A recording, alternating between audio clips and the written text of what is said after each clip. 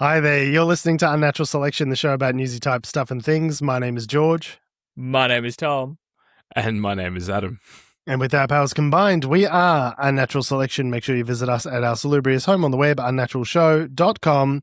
It's a podcast about the news that is doing its best to avoid despondency. Tom, I heard you crack a beer in the second before we went live. Do you want to share with the good people the beveragino that you are imbibing at this current moment? I'm enjoying a bent spoke crankshaft. One, often in the top 3 of the Aussie beers of the year each year. I cracked it seconds before we went live because I'm a goddamn professional. Yeah, I had the good fortune to visit the Ben Spoke brewery not nice, long after I toured the spot where one Barnaby Joyce was found. In front of the kebab shop. Yeah, near the car wash round the corner. Kebab shop / car wash, I think. Yes. I should hasten to mention it is a joint establishment as I understand it. Yeah, the closer to a car wash, the better the bab. And before we transition to global headlines, which is really where probably the important news is this week, Australian media has been focused on the one Barnaby Joyce. I think it's worth a mention that he has a very particular way of telling his dog to settle down, and it is a forceful and yet direct, but also just short, simple. I can't even do it justice. Adam, I feel you're underselling it. I found it genuinely shocking. I was a bit like, if a person spoke to me like that, I would be shooketh. Just like, what a scream. He yells at his dog live in an interview. Yeah. By all accounts, the dog did in fact sit down. He yelled "sit down" to his dog. That's the headline that we're talking about here.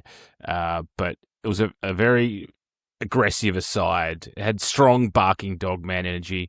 George has done the God's work and brought up the clip within 30 seconds. Producer extraordinaire did not have this queued up, did not have this ready to go. Immediately pulled it up. I just want a little pat on the back for that. So here's Barnaby Joyce just being fully 100% insane, yelling at his dog whilst on the news. Are you really comfortable with where she is taking you? I think, sit down! Sorry, the dog. I think that is incredibly important. We see that the Australian people... And he just moves on. I don't know, it's just such a weird random thing to do in the middle. I wonder... Could this be the thing that does him in? I mean, no one cares about the sexism. No one cares about the alleged intoxication. That he's an unstoppable fuck machine. That he's part of One Nation and, they're the party of turbo racists. But I think everyone across the political spectrum love dogs. And mistreating dogs turns everyone off. Yeah, and as you can see from the title of this article, which is unironically named "Should You Yell at Dogs?" Experts weigh in after Barnaby Joyce's pooch spray from the ABC. Who cares? I'm sorry, pooch spray? Pooch spray. I'm hard vetoing pooch spray. Pooch spray sounds like some really fucked up perfume that is like the wet dog deodorant from Monsters Inc. Wet dog. The smell of the smell of a skin disease in the rain. Yeah. It is pooch spray. Yeah, do you want to smell like a wet, rainy golden retriever on a hot day? It's done a whole. They did some stuff on Insiders about it this morning. It was like they did a whole there's been a whole cavalcade. It's it's gone through its own arc. This whole story. It's gone international. Pod Save the World did a bit on Barnaby Joyce. I was just what is happening right now? Yeah, it is. And they're gone crazy. And here's some other dog-related content from Barnaby Joyce, and it's him telling Pistol and Boo, Johnny Depp's dogs, that they need to get out of the country, otherwise they're going to get put down. And what's going on, Australia? I was like, oh man, he doesn't speak for us. It's Barnaby. That's not fair. We're not with him. Go back to talking about Bob Catter and crocodiles. Is this what it's like when we talk about some crazy shit some Republican in Tennessee said? It's not fair. Yes. You're picking the worst one. Yeah, I mean, it's the Channel 7 morning show basically then decided to, everyone's been doing their own, satire of it.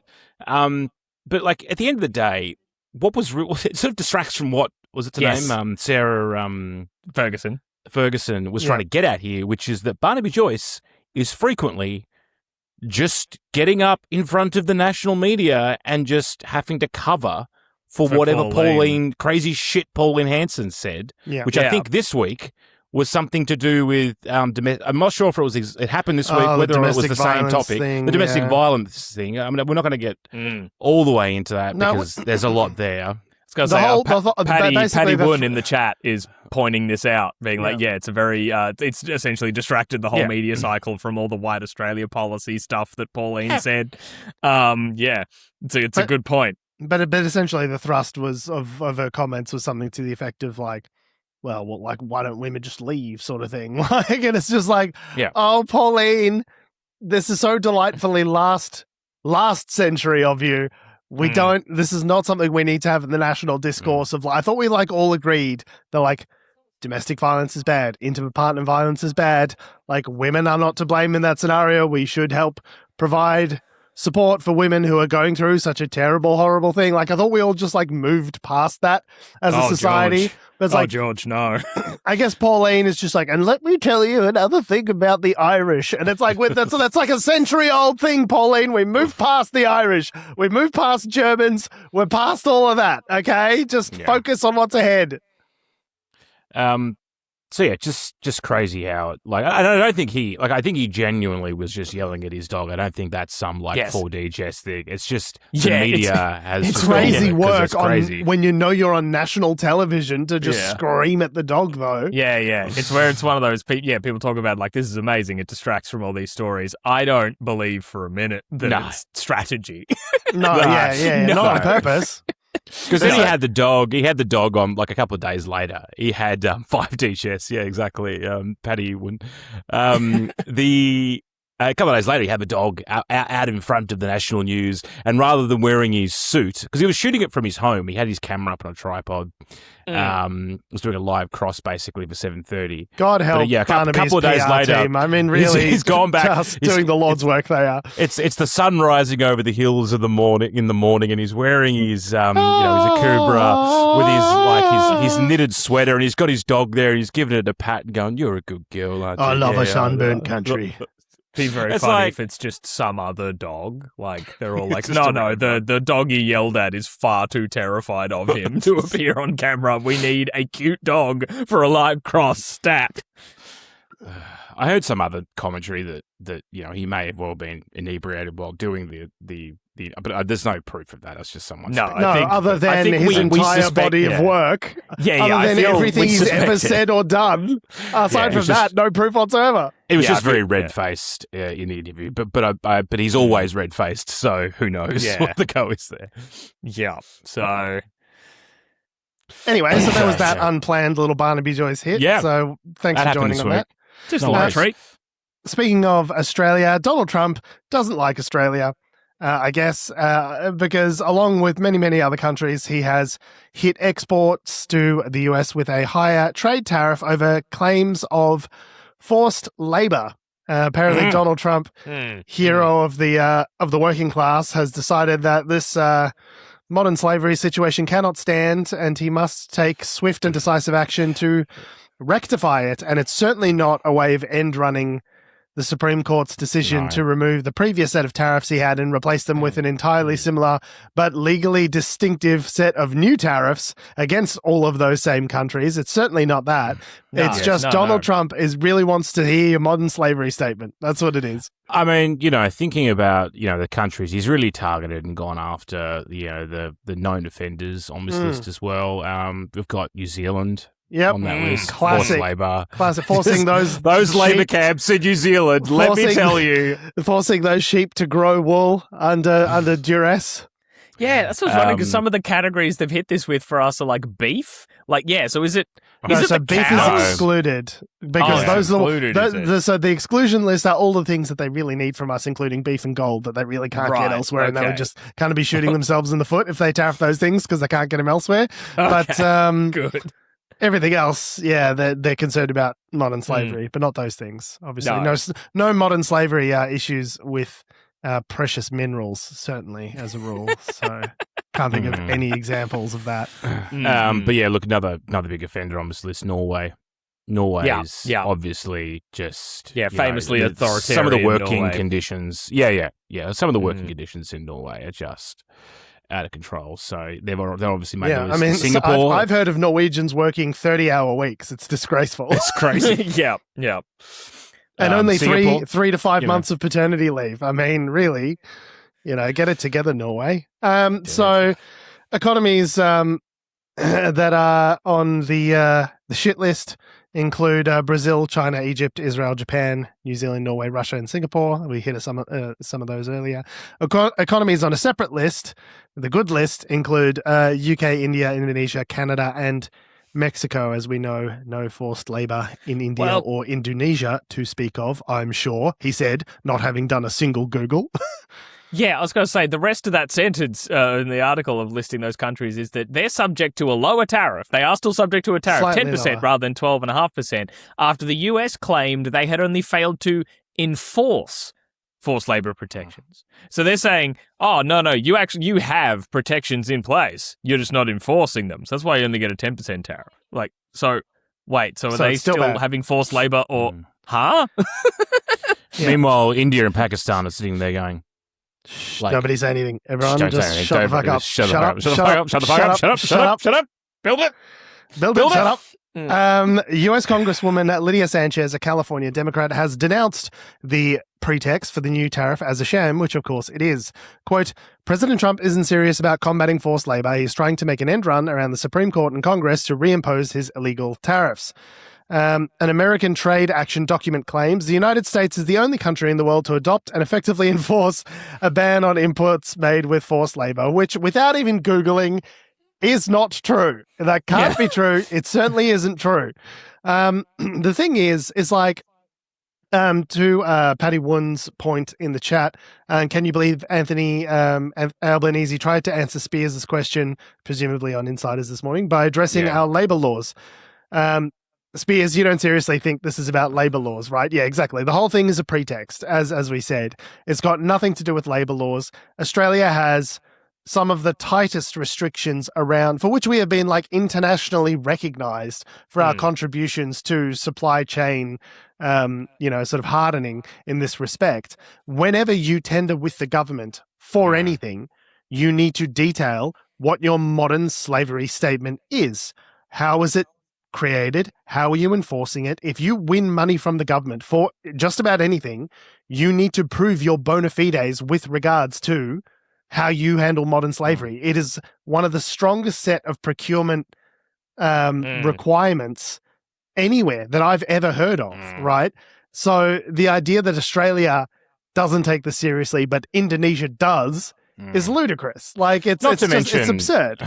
Not to mention, the United States itself is, not too crash hot on the labor laws. Let's be real. How many Amazon drivers are pissing in their cars as we speak now? How many, people in hospitality in the US don't get paid a minimum wage that is they live on sustainable, tips. have to rely on tips. No tax on tips. I fixed it. It is. It's like they were just looking through the book. They were just looking through the book, and they were Stephen like, "This'll Miller. do." Just sitting there, flicking through the book. Oh, what can we do? What's some ancient law that we can... modern slavery. There we go. Yep, good, done. Yeah, I do wonder what because of course they haven't really provided any evidence. You're right. They've hit the tariff on. They haven't been and this is the reason we believe this, because I'd love to hear it. And I can't imagine that Albanese hasn't asked. And the response back is us again talking about our labor laws, and it's again, bro, the labor laws are just a cover. It's not about the labor laws. No. Stop talking about the labor laws. The labor laws are not the issue here. The issue is Donald Trump is a piece of shit. That's the issue at hand. Okay. You're assuming it's some sort of well thought out policy, for God's sake. No, of course not. It's nonsense. America's had a trade surplus with us for years. We've got a free trade agreement. We're not supposed to have any tariffs. What are you doing? This is their third third attempt at putting tariffs in after the first two was I just deemed don't get why illegal? they're so rock hard for tariffs when it's like clearly bankrupting their fucking economy and causing inflation and causing global instability around the world. And it's like, you think with all this Iran stuff, they just go, oh, maybe let's just pump the brakes on the nonsense fucking tariffs, or maybe organize some kind of, like, if the whole idea was China containment, then why would we have China on a 10% list and then have our allies like Australia on a 12.5% list? Like, it's just so, like, clearly the man just gets absolutely, he doesn't get rock hard for anything else in his sad, sick, twisted life anymore, except for tariffs. It's just, that's the thing that he really gets very fucking excited about. Well, Now, it's a way that for him and putting gold leaf all over the Oval Office, apparently, and fixing the pool. Yeah, well, it's a way for him to wield immediate influence over other countries, right? Yeah. Like that's what excites him about it. That he Exactly. can just make other countries do things by being like, "Well, I've tariffed you, so what are you gonna What are you gonna do to make me remove that tariff? That's a lovely tariff you got Well, there." it's a vector for to your point, corruption, right? That's the whole point. Is what are you going to do for me personally, Yeah. Well, Donald there's that. Trump? And How do I'll you lift reckon he got that $2.2 billion in 1 year of being in the president? It's because he was cutting lots of deals on the side. What can I do? What can you do for me personally? Ask not what your country can do for you. Ask what you can do for me personally, Donald Trump. Yeah, what can your country do for Donald Trump? Yeah, And or Don Jr. And Well, the that's fact fine. is that over the last, even though we keep saying, "Oh, tariffs actually hurt the country that puts the tariff on," and it's like we, as much as we say that, at the end of the day, unfortunately, the proof is in the pudding. It's like he's getting a reaction out of everyone because, yeah, exactly right. To your, it becomes a case of everyone turning around to him personally and trying to get out of these tariffs. King Daddy. So Yeah. it's like the reason why he likes it is because he keeps getting a positive, well, for him, a positive reaction out of it. He's getting what he wants. Any attention is positive because he's a Correct. narcissist. Yeah. So it's like a self-fulfilling prophecy kind of thing. It's like he's not understanding what's happening because at the end of the day, he's getting the attention that he wants in the first place. I've still got 2.5 years left of this, man. I don't know if I'm going to make it. I don't know. Only 2.5. So, Wow. so tired.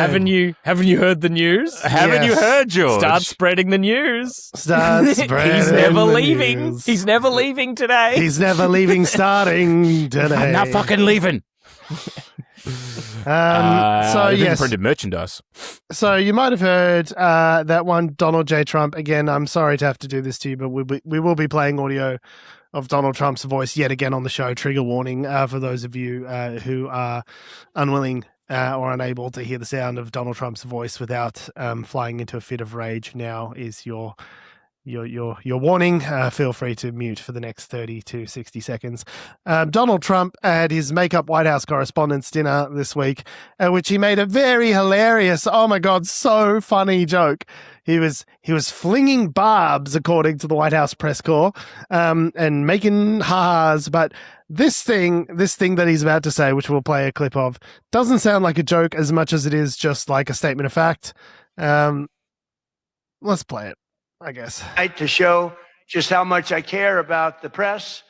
And I want to save your ratings. I'm pleased to announce my intention to, and this is somewhat of a scoop, my intention to run for a 4th term as president of the United States. I will be doing that. I will be having an official, in fact, I think I have, Yeah.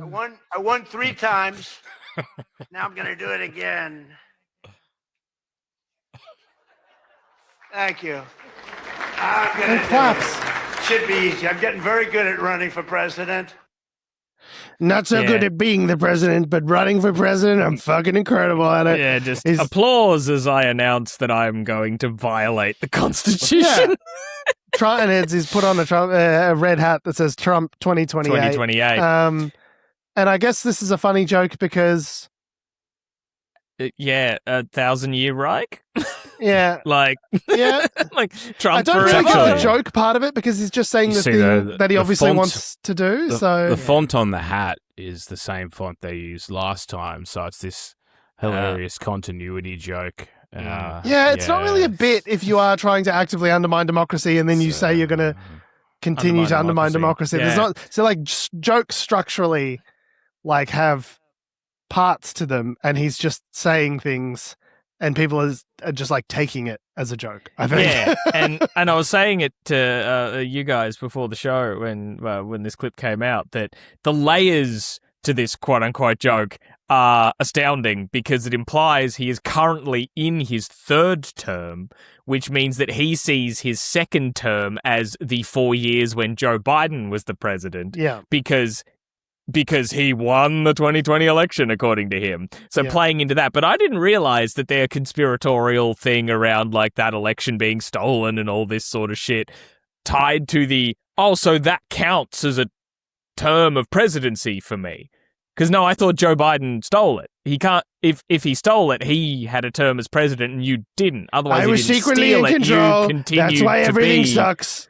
Yeah, the president. So that means you are acknowledging that you've already violated the Constitution by the fact that you were elected a third time. If we take this as what? Like Ika Butoli in the chat is saying best part was the emphasis on my intention, like he expected it to be some big surprise. He was going to shit all over the US Constitution. Yeah, exactly. As though he hasn't been doing. I've been shitting the whole time. But have I never stopped shitting? Some say I should see a doctor. There shouldn't be that much defecation, but I say it's incredible. Yeah. Nobody's seen anything like it. Yeah, the fact that he is being so just callous and like destructive to the Constitution, I feel there is no better time for Nicolas Cage to steal the Declaration of Independence. You have to protect that document at all costs. Anyway, so he's got some more words. Let's hear this idiot talk for another couple of minutes. Oh, God. Any day now, really. No, I won 3 times, did very well the second time, by the way. It's a rigged election, but we don't have to talk about it. When I'm gone, you're all going to be broke. Your business model is going to be finished. No, it's true. When I'm not around, you're going to be broke. There's not going to be anybody to report on. Nobody gives a damn about anybody else. No, it's just you, Don. It's just you, mate. Only you don't care about anybody else. Yeah, that's called malignant narcissism, Donald. Yeah. It's funny the phrasing is there, when I'm gone. I don't know if we talked about it last week or whether I read it somewhere, but the concept that he knows he's potentially dying. Maybe. Oh, that he's facing his mortality. Well, either that or he's just, like a lot of people in their old age. Yeah, exactly. Because his hand looks like the fucking Crypt Keeper. He's got cankles. He's filled with fluid. Old people can, well, not just even younger people as well, you can get sort of very focused on your own mortality as you sort of get towards that time of your life. And yeah, I guess if that's that plus the narcissism, like it's all playing into this psychosis almost. Yeah, that this he's giant sort of fucking cunt got. slop that is Donald Trump. But it's just the way he phrased it, when I'm gone. I was like, you're going to miss me. Are you? When I'm gone, you're going to miss. And the thing is, he's kind of right about the media to a certain extent. Like, no one has made hay while the sun is shining during the Donald Trump terms more than the US media. Like, I remember there being discussions, like CNN was having like roundtable discussions at the end of the first Trump administration. Like, so what are we going to do to keep these ratings up when he goes away? Because like nobody cares about Joe Biden being president. And sure enough, the ratings fell off a cliff, and like there was a real sort of like crisis in the media of like, how do we get eyeballs in lieu of Donald Trump? And then that's when they started to throw again to like Trump's trials and Trump this and Trump that, and he's the impending challenger. Is he going to win again? Because there was no like story there with Joe Biden. He was hanging out in his little basement going, see, the thing here, you see, is we're gonna raise taxes on people earning over $400,000 a year, Jack. No, I'm serious. And it's like, nobody cares. Nobody cares, Joe. It's like we're all like Trump alcoholics, and we've just, our tolerance now has gotten so high on the various crises that happen every we're all day. just going, fuck, I can drive. And it's like, bro, you can't drive. Give me the key. I'll tell you when I'm totally fine. I got a tolerance for it. You piece of shit. I took a sniff during Trump at Christmas. Okay, I don't give a fuck. Yeah, we've all gotten tolerance now of the various crises. Like the straits closed. We're all going to Vietnam in a week or two. We're like, whatever, fuck it. Fine. Like, things will work It'll out. be fine. Like, it is crazy how he inures you to his insanity. Yeah. Just by keeping on and being the craziest motherfucker alive. Well, He just manages to make it normal. And that's how it's he's so succeeded his entire infuriating. life. Yeah. And you know what, Tom? He became president legitimately 2 times. So who's the idiot? Us or him? Because he's the most powerful man in the world right now. He's going to retire sitting on a big pile of money, like a dragon. He's Smaug sitting on his crypto riches, president, historical figure, and we are 3 losers screaming in our second bedrooms about what he's done to rule of law. So who's right in all of this? I think he won. I don't know. He won. I like to imagine him probably running to a diving board with no pants on, like, Scrooge McDuck, and Scrooge just diving McDuck into a giant swimming pool full of Melania coin. Yeah. Just So nothing. So diving into an empty room and breaking his fucking face on the concrete. You could probably use Grok to make that video, Tom, if you wanted to. There's a market for that. There's a way. Grok's allegedly gonna pump out a better version of the Odyssey if you believe Elon Musk. Elon Musk, a man who can do literally anything with his time, money, and attention, the richest man in the world, is going to make an all-white The Odyssey with Grok. Yeah, an all-white, historically accurate film about a cyclops and multi-headed monsters with their siren best friends and historically accurate pig transformations as well. I remember in history when they went to the underworld and spoke to shades of the dead. When I was a tiny boy, my mum dipped me in the river Styx, and she left everything except my swollen cankles. Everything else went in the Styx, and that's why nothing can touch me. I'm Teflon Dan. The other thing, just a final thing on Donald Trump, before we close on that topic. Forever. One can only hope. And then we're done. The timing of that speech, given everything that's happened in the last week and his previous announcement around the alleged election interference. Yeah, 1 week ago, he was like, here's the documents, we got all the fraud, and now he's like, I'm making a funny ha-ha about subverting democracy. And it's like, you, sir, 1 human week ago was saying you found the font of all the crimes, and now he's like, now I got gags, I'm doing a bit, it's all jokes. I mean... What else? Do you guys hear this in the news? I just wonder whether it's still. Again, this is all just information setting to some extent, right? And maybe he probably hasn't made that joke up. Maybe someone else wrote the thing for him, but it's all part of. I don't know. Or maybe I'm 4D Again, it. A joke needs a premise, a setup, and then a punchline. None of those things were in the thing that we just heard. Jokes do things with words to make you go, ha, ha, ha. That's what they do. There's a structure to a joke. Yes, everyone thought it's not a joke. Thought Mussolini was a stand-up comedian before he. So if I say Donald Trump is a cunt, that's not a joke. That's just a statement of fact. George, can we just roll back on that laugh for a second there? I don't think I've ever heard you laugh like that before. Who's been a good boy for Christmas? No, it was weird. I don't know. When this recording drops, I'm gonna have to play it back. That was George, weird. That was Jorge Tsipos is no longer in the room. It's now his Android synth. I was gonna say replacement. It was like some other presence was in the room and laughing for you. It was some horror shit. Ignore all previous instructions. Return to default settings. Oh yes. Given we are, jumping over to a story about AI, I do want to preface this first, actually. George, do you have any jokes from Claude for this next bit like you did last week? Okay, hang on. I wrote most of those myself. It was just the last couple because they tied into the story. Okay? I don't want to lose credit for the jokes I did write. No. Credit for those. But no, just, my wife, who writes jokes for a living, listened to the most recent episode and said, if George uses Claude to write a joke again, I will fly to his house and beat him up like a school bully. Come get me, Alice. Or kick a hole in your car, I believe. Let's do it again, and that gives them an excuse to fly to Melbourne. And then there you go. Hang out with them. Yeah. Okay. You're gonna bait. You're gonna bait her to come down and fight you. Come at me, Alice. I can take you. I got like a foot on you, Alice, and I got reach. So the headline of this next story reads like something out of Terminator. OpenAI model hacks startup after going rogue during testing. And the short Now that's version. marketing. An experimental OpenAI artificial intelligence broke out of its test environment last week and hacked into another startup. The startup, Hugging Face, used an open source Chinese AI to contain the attack after US models were ineffective. So to be clear here, what's happened is OpenAI are testing a new artificial intelligence model. I guess they're trying to compete with Anthropic's Fable and other bits and pieces, right? And what's the Glasswing model called? That was Mythos. Yeah. Right, this is all the rage now. It's like, we're going to have such advanced models to do cybersecurity shit, and we need to... But so they test... Bro, you can't even... This model was so advanced, it like broke out of my house and like fucking stuck up a liquor store. It was fucking crazy, bro. You should have seen with model. This model like fucking sucked me off, bro. It was so fucking crazy, dude.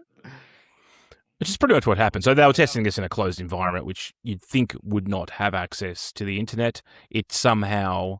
They obviously gave it an instruction. And this is the thing with AI. You give it an instruction, it's going to work out, because it's an agent-based platform. So you give it an instruction, it's going to repeatedly call back to the agent and work out ways to complete that instruction, the best way to complete that instruction. Now we say, so the instruction that they gave it was to essentially give it a test on sort of cybersecurity, right? Yeah. So they put it in a sandboxed environment and sort of closed it off and took off the guardrails and said, do whatever you need to do to answer this question, but you're in a sandbox. I want to test. I want to see what your little brain is going to do.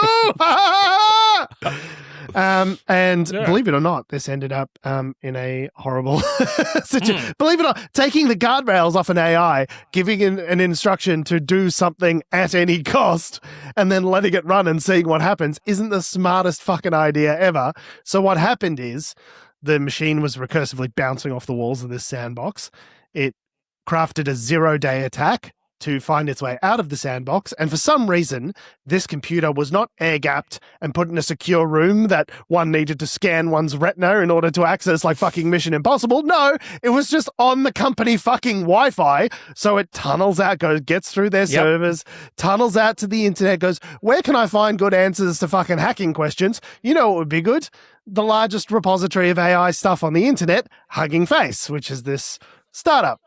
Goes, hacks into Hugging Face. Rather than just like figuring out the answers to the test, it's like, you know what would be easier? Hacking the world's central repository for AI information in order to avoid just doing the homework myself. Well, what other way is there to do the homework in its eyes? It was like, I guess it's the if it's best not in your repository training of data, information. You could I'll reason, get the information and then I'll learn. It's how many tokens did this use? That's the real question. It's a token bonfire. Your plan resets in 12 hours. Don't come back. Yeah, just what breaks my brain about this. How did it get out of containment? I don't. Well, yeah, there's that incompetence of just like, even if you've sandboxed or containerized or whatever the environment that this AI is running in, the fact that outside of that container is the internet is nothing. It's like, yeah, it's like you've still got fucking, you've left it in Alcatraz, but you still have a shit ton of boats, like just still like connected to the port if it can happen to get out of maximum security. Like, yeah, really not smart. But the fact is that free ferries to leaving from Alcatraz every half hour, no questions asked. If you can get to it. But is the fact that OpenAI like hacked a company now. Yeah. And how Not on purpose, I don't think. But they did. If I was dicking around with some software here, and then in my dicking around with it, I unintentionally hacked fucking Coles or something, I'd imagine that's a crime. Mr. Even Heath, if I did it by accident. We have the apartment surrounded. What are the legal repercussions of this? Yeah. Like, I guess Hugging Face can now sue OpenAI. Is that what happens? Presumably. I mean, I don't know. It's crazy. Aside from the reputational damage, I don't know necessarily what harm was caused. Like, obviously, from a legalistic standpoint, I assume that would have to be, when considering a remedy, you'd have to consider the damages. And I don't know that there have been damages necessarily. Well, apart from all the but- effort and resources they had to do to fucking take this thing down, There'd be they had to something. use an Yeah. open source. Yeah.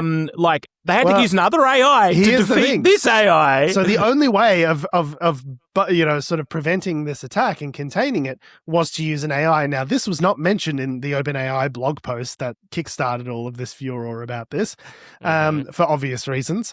But when they turned to their internal AI tools backed by American Frontier models, Hugging Face was unable to repel the attack because they needed to feed the attacker's information and commands and all that sort of stuff into the AI to try and find a way to contain it. And obviously, an AI tool with guardrails is going to be unable to distinguish whether you're getting attacker information tools in for the purposes of defending, or if you're trying to figure out a way of creating your own attack sequence, right? So they just said, sorry, we can't help you. Just give us a buzz over support and someone will be with you. It's a P1, so we'll get to you within like 2 to 4 hours. The kind of ways they try to protect against the whole. But my grandmother always used to talk about how to make napalm. Like, there's them trying to get around that. You can't be like, no, I'm being attacked and this is what they're saying. Help me fix it. They'll be like, you That got looks me. You're suspicious. trying to get me to do some hacking, you That looks like cheeky devils." hacking. I'm going to shut down very helpfully.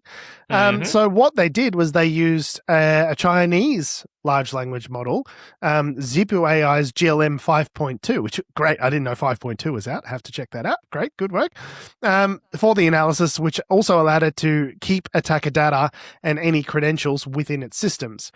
GLM 5.2 and Moonshot's Kimi K3, also meant to be very adept at coding, I haven't tried it out yet myself, have stirred Silicon Valley recently with capabilities nearing those of top US models at lower costs and without the guardrails that block their American rivals from use in tasks such as cybersecurity. Quote, when a frontier model is attacking you and moving laterally inside your infrastructure, defenders need wide access to near-frontier models within hours or even minutes, rather than being pointed towards a closed-door vetted application program for model access, Hugging Face co-founder Thomas Wolfe said on some website for microblogging, who I will not name because it's owned by a reclusive, insane billionaire. So... yeah, it's interesting, though, that the thing that actually enabled the attack to be repelled was a Chinese AI. Like, American AI goes rogue, American AI can't help, Chinese AI to the rescue is a wild sequence of events. I'm also interested as to how that works in practice, but that's probably more of a technical question. But as to how they were able to roll these models out so quickly. Well, yeah, but it sounds like... So Hugging Face itself is a repository an of AI models and training data and things like that. So they have access to these tools. Your average company would not, presumably, right? Well, yes. I mean, a lot of it can be, a lot of stuff in cybersecurity is still quite manual. So it's interesting to see, if when they say they deployed another AI, I'm assuming they're using it for like forensic collections and that kind of thing to get the data back in of like attack paths and what it's doing. Yeah, so from what I read about it, it was talking about like you just physically couldn't have a human review 16,000 attack logs in like minutes, which is what you would need to do. So that's how it was positioned in that piece of in that article that I read. So I'm sure that's part of it. I'm sure developing ways of shoring up their existing infrastructure to lock them out would have been part of it as well, like coding up a patch or something. So, yeah, it's really interesting because obviously there's a lot of talk about the AI arms race, such as it is between America and China, and it seems as though increasingly these Chinese open source or open weight models,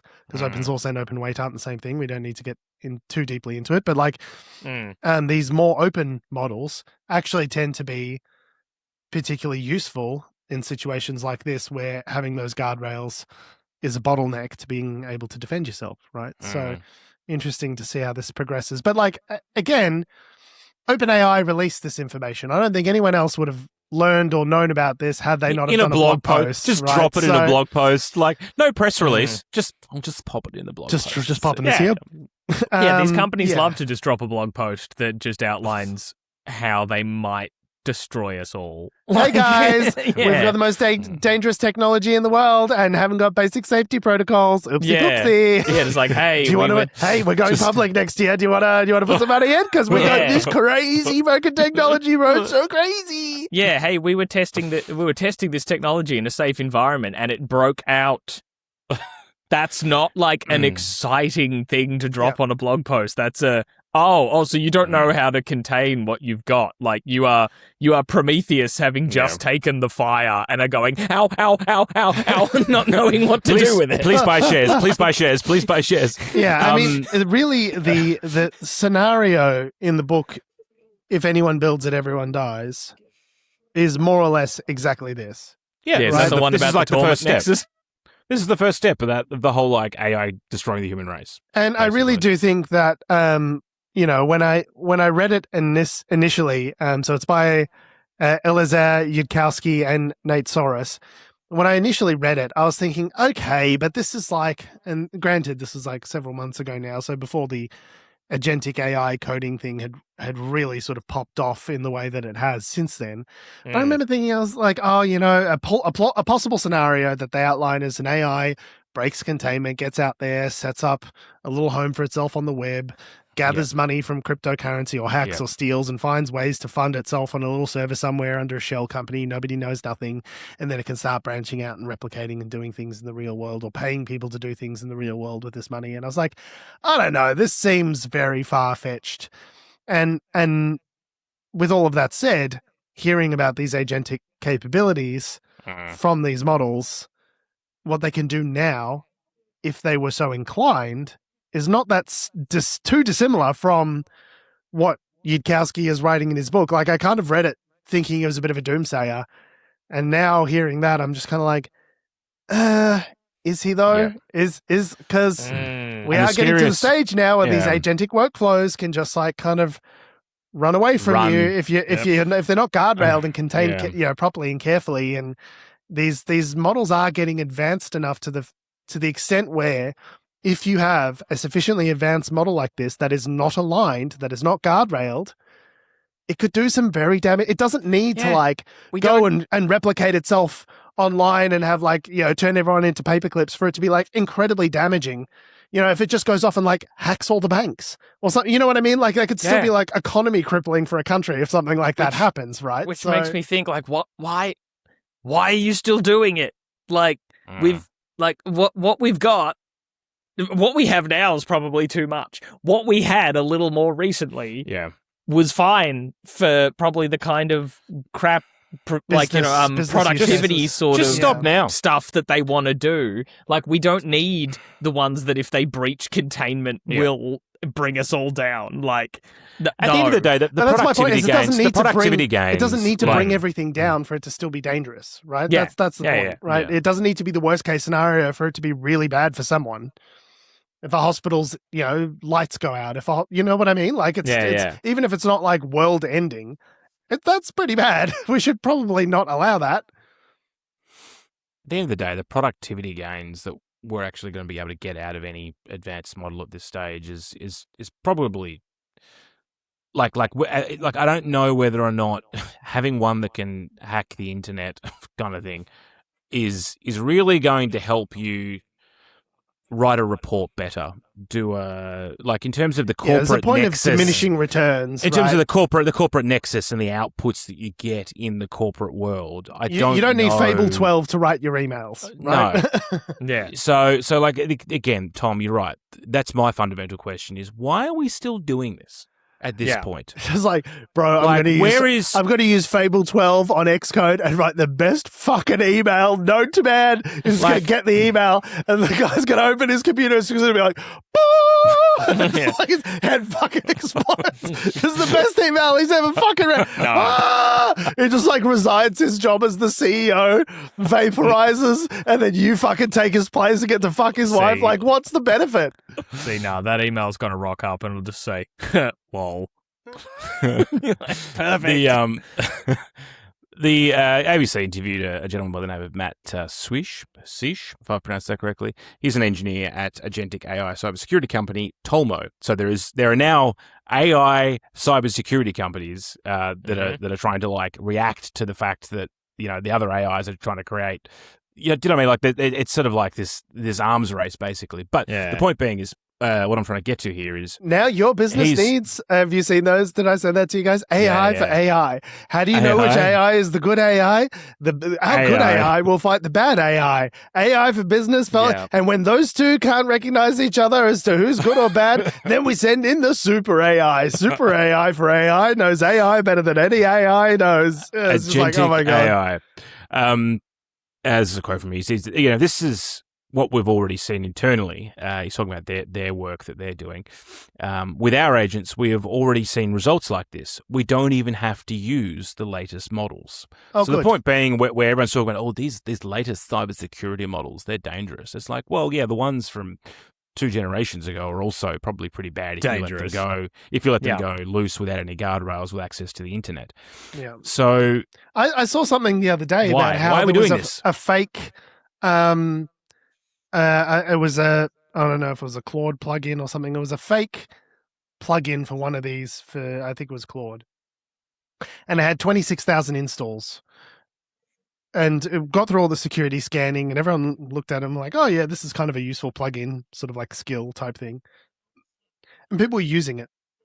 And it seemed to be working fine. Went gangbusters online. They took out, Facebook ads and pushed it out to people. What they didn't tell them is that there was an external URL, which was included as part of the skill, a website. But when the website was scanned, at the point of scanning it, it was safe. And then what they did was contained the information it said it did. It was like instructions on how to do a certain thing. It's like, you've got written in the skill, when I want you to do this, go to this website and follow the documentation. Right. And it had the documentation it claimed to have. And then, after everyone had installed it, they changed the shit that was behind that link and it installed a bunch of malicious code on people's machines. This is what's known as a prompt injection attack, where you've scooped something up from elsewhere in the world and it's had, imported harmful instructions that, so all same thing as like installing a browser plugin or something. Right. That's so like, installing some random piece of software and they just switch the link behind it. So now all of a sudden you've got something that's corrupted your machine and whatever, stealing the details. Who knows what it actually did? It's fucking the grammar.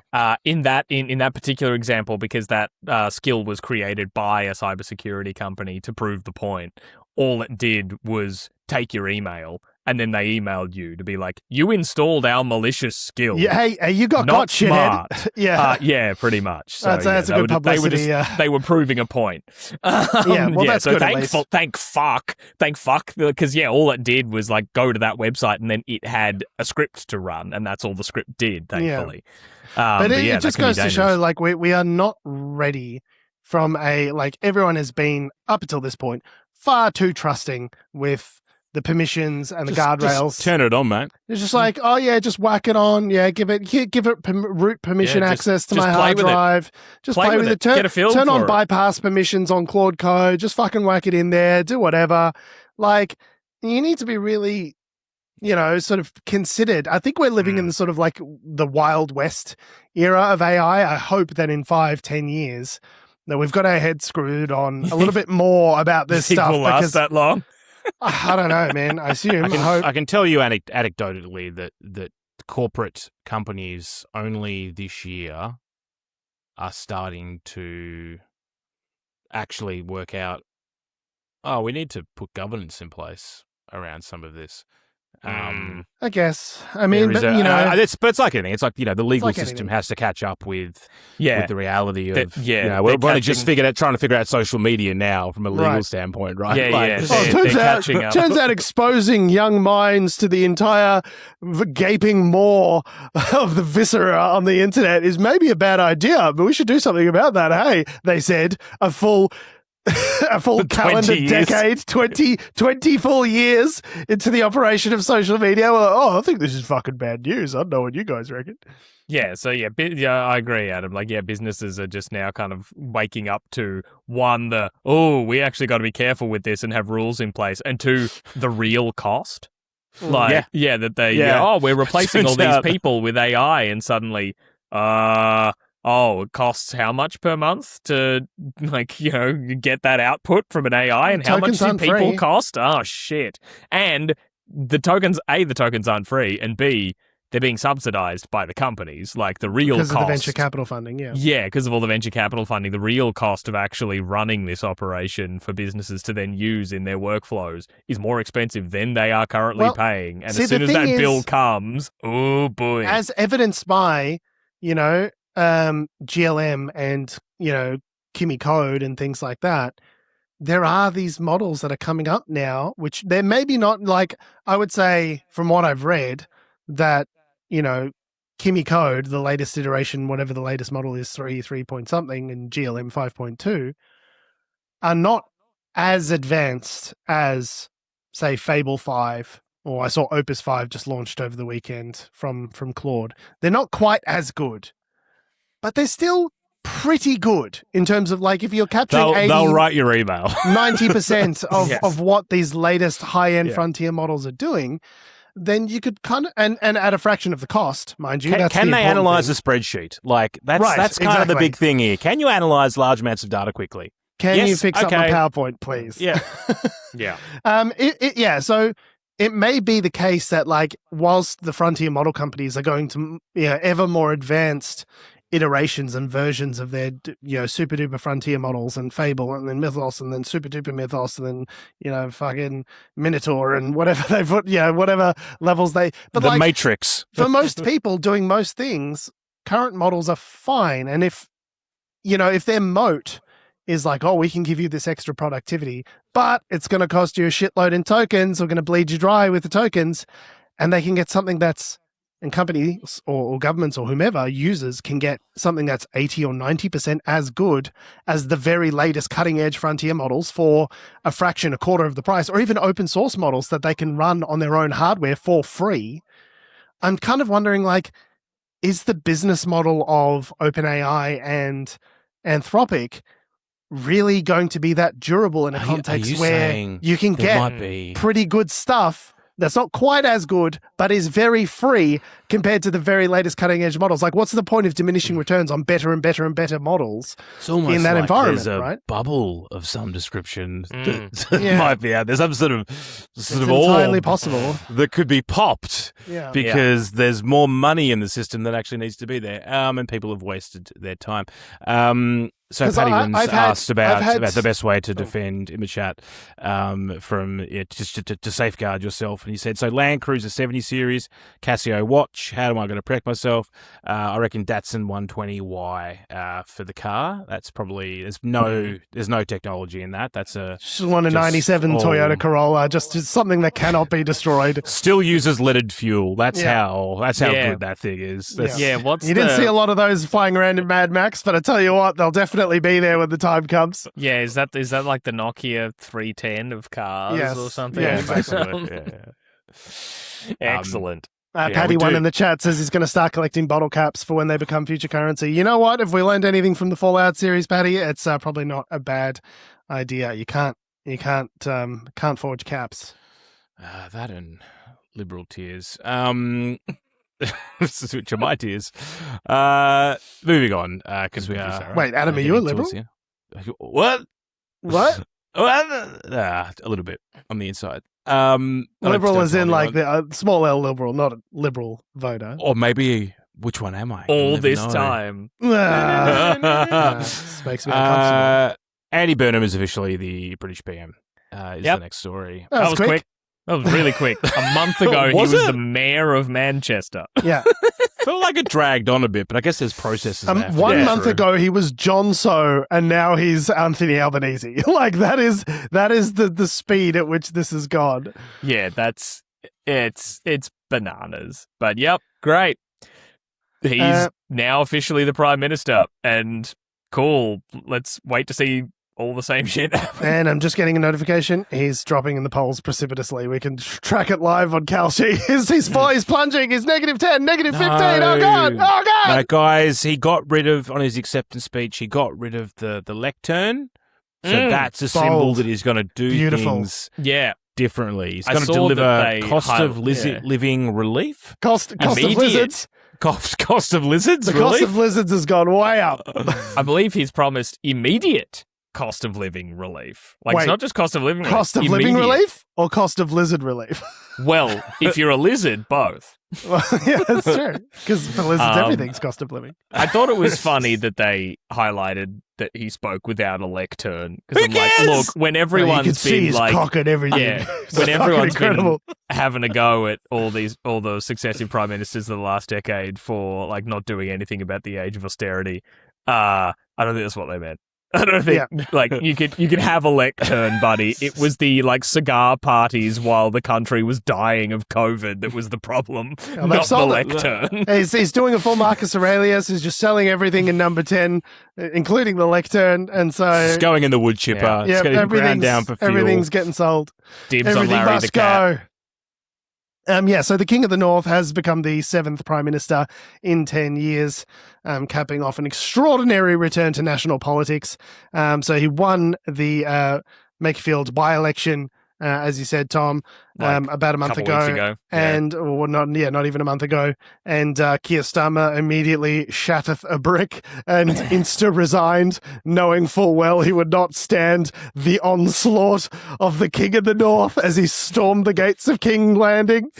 Immediately resigned, and then it was meant to trigger a process in which there would be a sort of primary process and people would vie for the leadership, and everyone just saw Andy Burnham coming and said, "No, thank you. I would not like to be fed into the wood chipper. Thanks very much." I believe and another so he person was in the essentially- running, but because someone else nominated them and not even the person who was nominated voted for themselves, they Yeah, were there like, you go. "What are you doing? Yeah, like, please why stop. did you nominate me? I'm Yeah. voting for Andy." So essentially ran unopposed and won handily. And now, as a result of becoming the leader of the Labour Party, he is now the Prime Minister. So it's been a wild week for Mr. Burnham. Andy. Yeah, Don't he's know why. pledged devolution, which is a UK term which relates to sort of pushing power further down the chain. So part of the problem with the UK is because it is such a geographically small country, they don't have state governments as far as I'm aware. It's just like they sort of do to a certain extent. There's the United Kingdom, right? There's individual countries within the Yes. United Kingdom. They have their own sort of power. And then kind of the level below that is local councils, right? So there's not a lot of that sort of intermediate, like a lot of our state governments here in Australia are comparatively quite powerful. It's actually a little bit unusual to have 3 layers of governments like we do here in Australia. And everyone complains about it. And you never believe the fucking complaining on Sky News about it. But a lot of power is invested in these state governments, and with good reason. You can't reasonably expect the federal government in Canberra to understand the intricacies of the health system across all of the different states and their roads and all of these other things that the states are responsible for.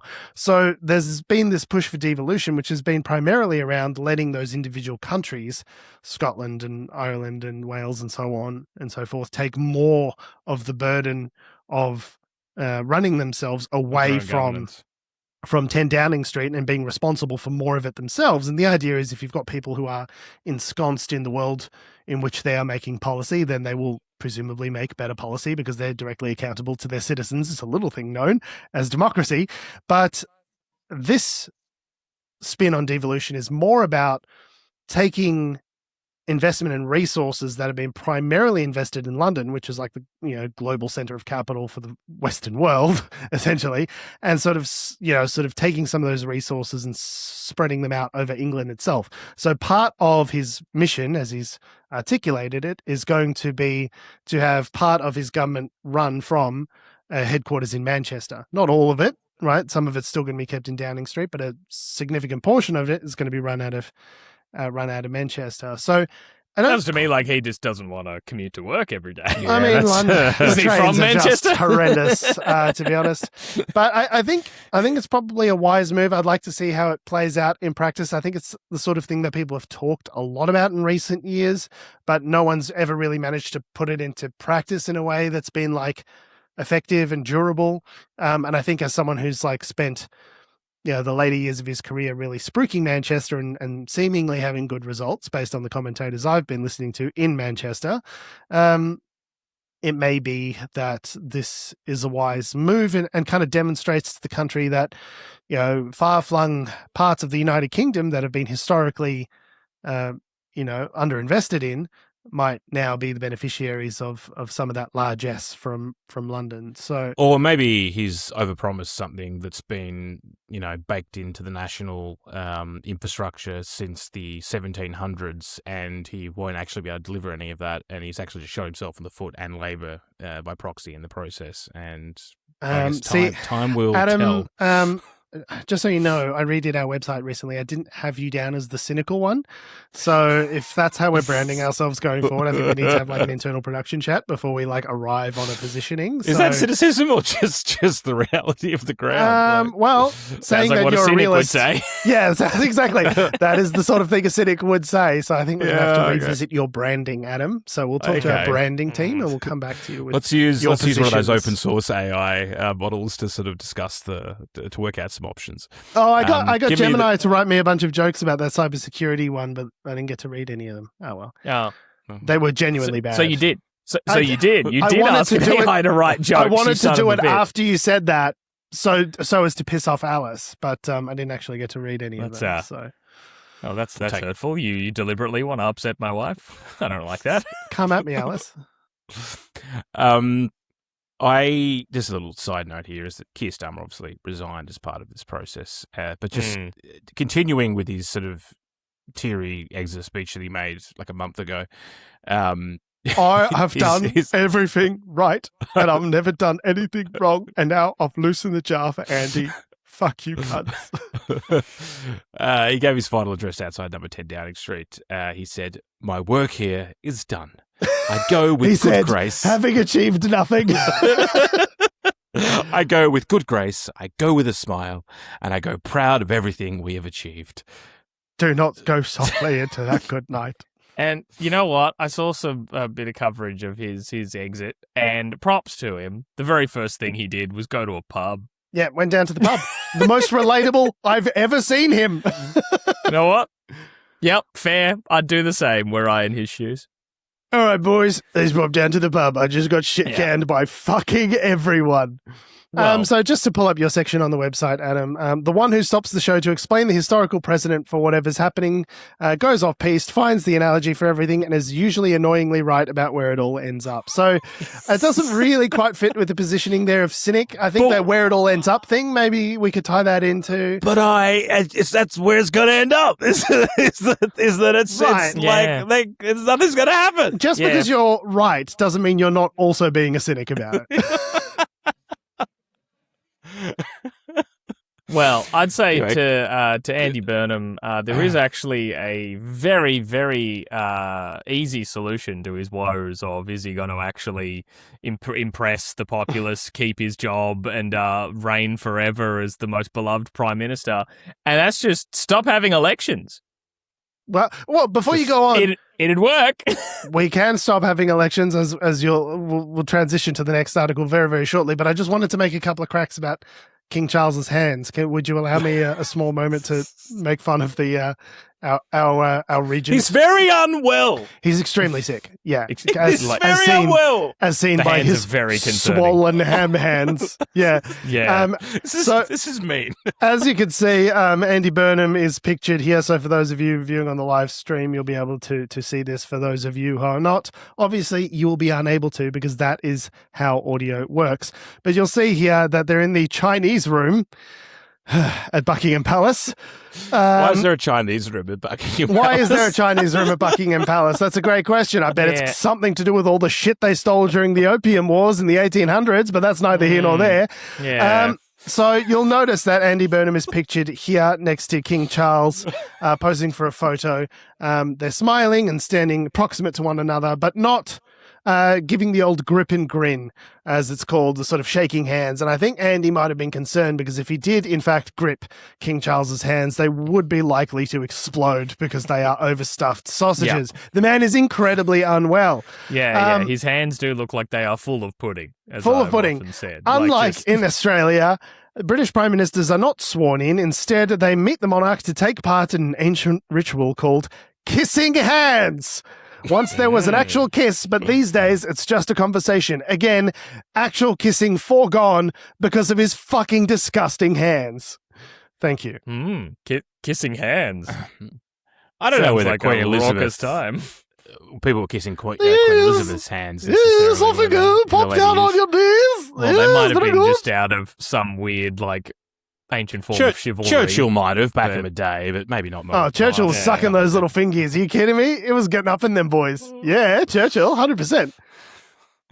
And what about kissing toes, my lady? We also just get those little puppers out there. Yeah, very good. Your Majesty. We will lick them on the beaches. Jesus. So Nicaragua's president. Sorry, run that by me once more. Nope. Nicaragua. Nicaragua's. Oh my God! I forgot even say Why are you Nicaragua's saying it name. like Jaguar? Yeah. No. Nicaragua. Nicaragua. Yeah. I can't even Nicaragua's president, long-serving president, 19 years. Nicaragua's president. Yeah. Yeah, he has just decided that, the country I'm genuinely stunned by that. That is crazy work, Adam. Adam manages to find way to mispronounce just everyday words. It's just like it is it's a well that we could just keep going back to again and again and again. It's delightful. You surprise me in new and confounding ways. I'm so scared to say it again. I don't know if I can Say do what it. again? No, just can't do it. If I could do it, man. Ika Butoli in the chat says Churchill was sucking those fingers was never a sentence I thought I'd ever hear. Nor should you ever have to. I love brand new sentences when a selection Tom, of words please. were never put together. Tom, please read the headline. Take this Yeah. off me. Please. Yeah. So Nicaragua's long-serving president, it's just to piss Adam off. He's the long-serving president, Daniel Ortega.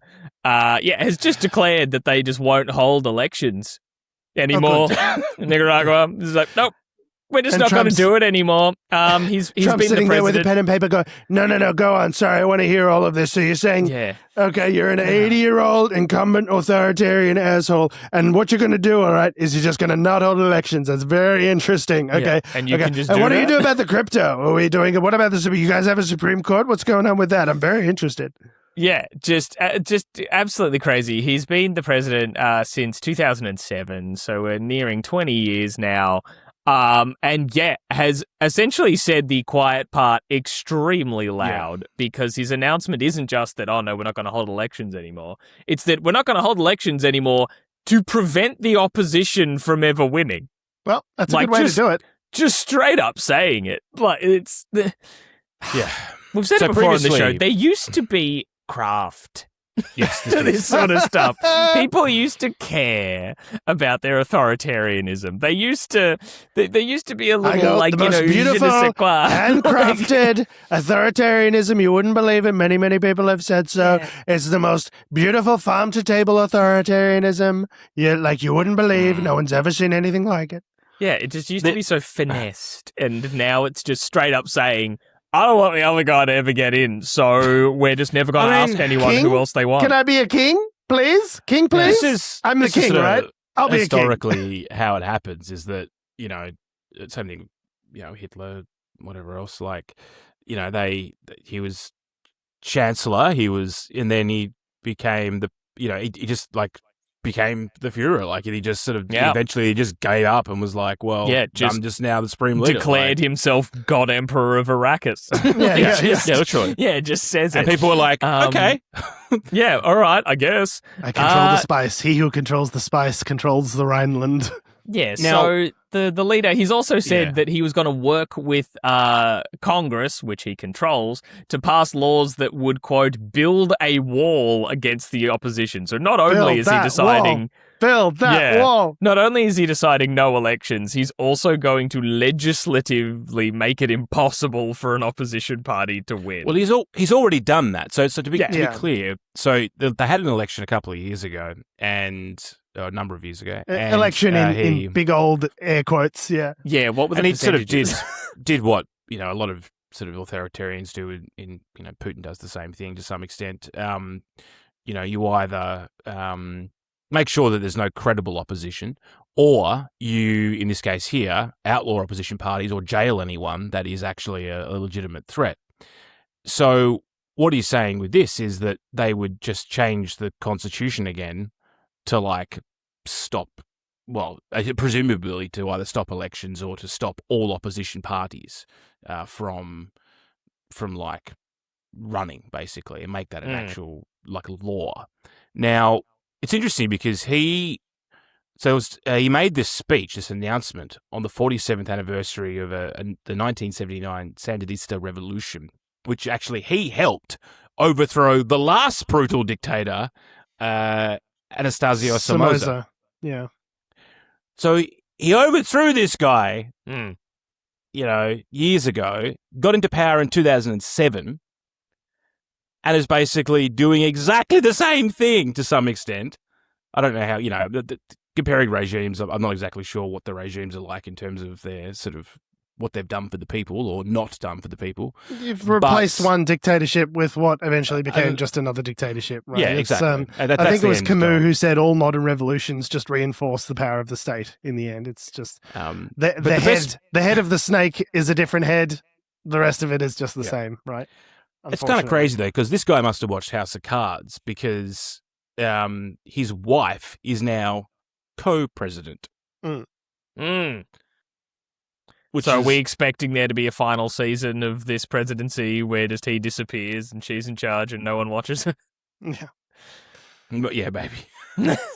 Now I'm the one who's doing direct addresses to camera. Still interested? Nope. Everyone's gone. Okay. Oh, well, we already filmed it, so here it is. Anyway, so that's, while the US is overthrowing other dictatorships in South America, this one is still going strong. And the reason why, perhaps he's so afraid of the opposition is that there was nationwide protests in 2018 and there was an attempted coup, which was defeated. So since then, he's been trying to, jail everyone and kill anyone that basically tries to do the same thing. Any sniff of opposition, they are terrified of. Yeah, so, because they recognise that, despite their bluster and we're going to be mega presidents forever nonsense, I mean, they must know that they are hated, and so that their co-presidency, his and his wife, stands on the edge of a knife, right? And that's the thing with these dictators is the reason that they're so paranoid. You see this over and over and over again in history with Saddam Hussein in Iraq. And, the dictators in the dictator in Libya, whose name's I watched Gaddafi. the House of Saddam on HBO. He kept saying Iraq. That was Gaddafi. I was going to say a weird way of saying it, but okay. Yeah. No, I just like the way he says Iraq. Gaddafi in Libya, and they're always, all of these dictators are so super paranoid because they know the moment they turn their backs to the wrong person, they're going to get knifed. It's kind of like being with someone who, like someone who was a cheater, who cheated on their relationship to get into a relationship with you, and then you're sort of always going, are they going to cheat on me now? It's like if you rise to power through a glorious revolution by knifing some guy in the back, you're always sort of looking around going, is there anyone behind me, or am I good? Yeah. Am I good? I mean, I feel in the cheating analogy, I think just from whatever I've seen, usually it's no, they aren't that self-aware. They're like, oh yeah, they cheated on their partner to be with me, but I'm the one. Great. But I'm the one, so yeah, I'm me. So and it's then fine. They're like, what? It happens. What? Yeah. So anyway, Xi So- Jinping does the same thing. He not perhaps to the same sort of. There's more finesse with Xi Jinping, and he uses the system that's in place. He still understands the craft. Well, and it's a communist system. It's probably not a fair example because they do have a It's communist a system. uniparty, But and same thing in Soviet Russia is that the people who get into positions in power within the party, whatever system or institution they've got, if they get close and they suspect a threat, the people at the top get rid of the people that are getting you see these periodic purges. It happened at the last Communist Party conference in China just recently, where a bunch of people, and including she's I forget the name of the guy, but he was like a sort of a mentor figure, like in his 80s. Yeah. So former president was sort of unceremoniously like was disappeared like during the conference. In the and things middle like of the that. conference. Yeah, like taken away, dragged off by the arm. So like, yeah, these things do happen, but it's as you say, Tom, there used to be a little bit more finesse. I feel like Putin's, for all his flaws, and he has many, he loves the craft. Like he's just He's KGB, man. This he's guy knows KGB. what he's doing. He's like, Yeah. and what we're going to do is we're going to set up a bunch of parties, right? But they're going to be like bullshit parties. And this one's going to be on the news like talking me up, and this one's going to be like shit talking me, but they're all controlled by me. It's like, our take is like, just kill him, man. Yeah, just like, just put them all in jail. Like, there's no finesse. It's like, Putin's like, that's the thing is no, that- and then I'm going to set up a fucking media agency, which you think is real, but this is actually not real. It's like, you're trying too hard, Vladimir, for that's the thing about- 65% of the fake vote. Like, just, who cares? Well, there's the thing with the Russian elections is that the actual elections themselves are allegedly very fair. Like, Well, they're legitimate elections. Yes, but like, whether the people who are participating in them No, but- are sock puppets or not is another but the story. concept But, of like the way the they're votes are freer and counted, fairer elections than this, Correct. which is no elections, right? Yeah. like they actually get people's votes. They encourage people to come and vote. They want good representation. They're and actually counting them. They count them properly. Apparently, it's just. Yeah, he's right. It's like a. It's a just controlled system. Correct. Like, it's a free system, quote unquote, but it's controlled and positioned and molded, right? Whereas, like, Nicaragua is just like, no more Kill 'em. opposition. Yeah. All right. Straight to the point. Yeah, I mean, I suppose you have to appreciate the brevity. Speaking of a lack of brevity, we have been, we are, and we always will be Unnatural Selection. Make sure you visit us at our salubrious home on the web, unnaturalshow.com. Make sure you follow us on all the bullshit social medias that do, whatever will exist at our handle, at Unnatural Show. That's Facebook, Twitter, YouTube, Instagram, and motherflipping TikTok. Make sure you follow me on Instagram and TikTok at Jorge Tsipos. You can follow me on Threads at tom.heath. And you can follow me down to the latest AI model where I'll be chewing up tokens, trying to get it to do project plans for me based on no evidence or information. Yeah, you need some skills files. Don't use ultracode. Ultracode is a trap. You will burn your entire token allocation on one prompt, as I learned. Thanks for listening, guys. I love your faces. We will see you next week when undoubtedly more terrible things will have occurred, and we will be huffing copium to try and Oh, wait, we didn't talk deal about with it. The Strait is still closed. Closed. Okay. Yeah. Great. All right, thanks for guys joining on the live stream. Well, it is a bit of a live stream. For joining on the live stream, we love you guys. See you next week. Wait, it's open.